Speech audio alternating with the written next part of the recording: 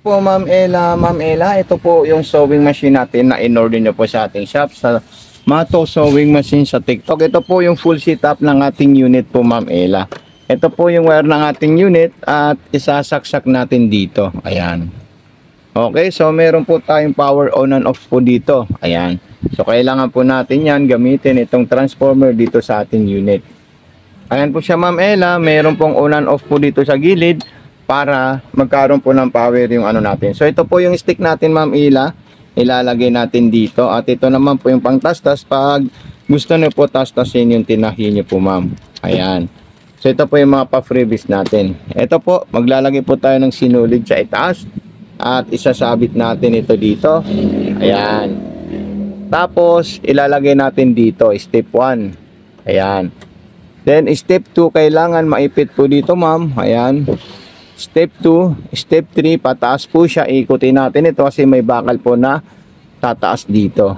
Yan po yung tinatawag na tainga. Step 4, dire-diretso na po dito Ma'am Ella. Ayan, so napaka-solid at napakahusay ng ating sewing machine po Ma'am Ella.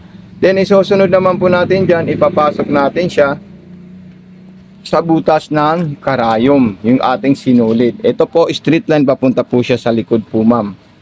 Okay? Tapos yung sa ilalim, itataas natin ito, ipapress natin ito. So ito po yung ating bobbing Ma'am Ella. Ito po siya. Kung gusto niyo po magpundo, tatanggalin niyo po yun. Ito, tatanggalin niyo po yan lahat para ilagay niyo po yung bobbing. Ilagay niyo po dyan, itulak niyo lang po dito. So mag-message lang po kayo sa akin pag mayroon po kayong mga concern, katanungan sa ating sewing machine po Ma'am Ella. So ilalagay natin ito dito. Ayan, tapos ipapasok natin doon. Ayan, so ganyan lang po siya Ma'am Ella ha. Ulitin ko po siya para very clear. Ayan. Okay. So ito, tatanggalin ko po ito. Ayan. Then, ilalagay natin ito.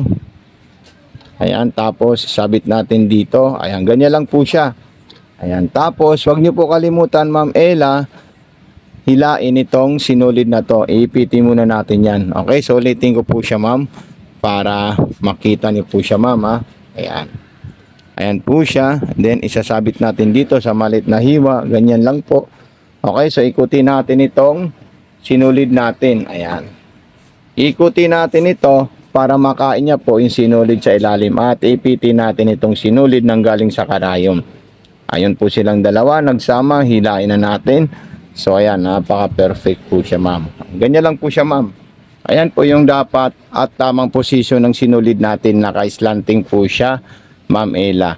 So pag hindi po naka-slanting, ulitin nyo po siya kasi po hindi po siya tatahi ng maayos. Ito, para hindi po ito lumulundag. Okay, so maglalagay po tayo ng tela natin. Another tela naman ang sasampulan natin. Okay Ma'am Ella, so ito po yung button start, reverse.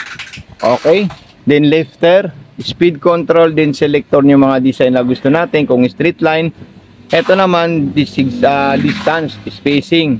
So ayan, so gagawa tayo ng mga zigzag na pwede natin gawin sa ating unit. Ayan, let's say gusto natin double zigzag number 14. So ito po siya.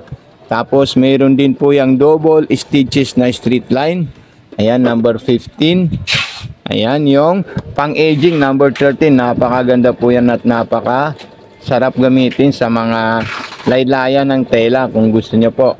Ayan. Tapos number 12, itaas nyo lang po yung karayom natin para makita nyo po yung resulta ng number 12. Then pang scallop yung number 11, pang gutterize yung 10 at saka 9. So ayan. So napaka solid po ito Ma'am Ella. Huwag nyo po kakalimutan magbigay ng rate sa ating shop. Kahit pa paano makatulong po sa aking shop yung rate na ibibigay nyo po. Ayan, so dito naman po tayo sa scallop number 11, ilalagay natin ito sa fine para makuha niya po yung design na ganito. Ayan. Yan po yung scallop, Ma'am Ella. Napaka-solid at napaka-astig po yan. Ngayon, kung gusto nyo po medyo malalayo po, pwede nyo po i-adjust ito. Ayan, huwag nyo masyadong sinsinan.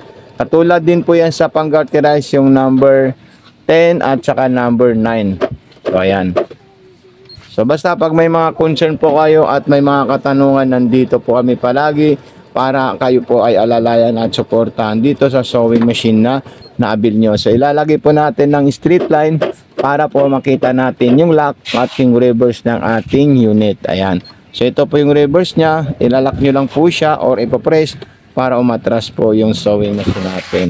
So maraming salamat sa iyo Ma'am Ella, God bless and more power po. Mabuhay po kayo sa pagtitiwala sa ating shop. Ayan, ilalagay ko na rin po ito.